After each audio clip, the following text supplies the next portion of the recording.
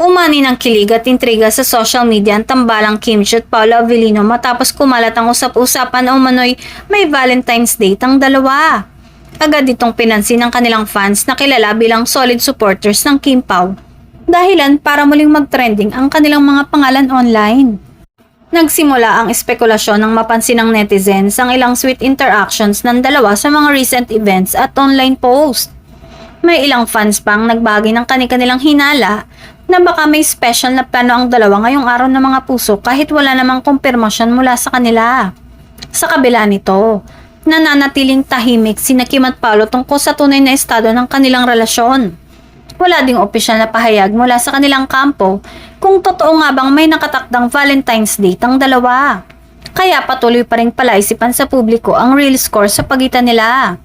Gayunpaman, hindi napipigilan ng fans ang kiligin sa tuwing nakikitang magkasama ang dalawa sa trabaho at guest appearances.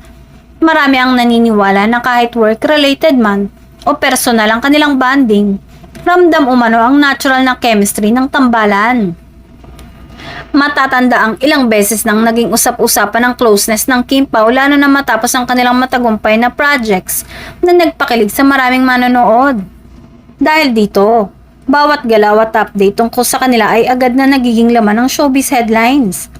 Sa ngayon, nananatiling haka-haka pa rin ang balitang Valentine's Date ng dalawa hanggat walang kumpirmasyon mula sa dalawa.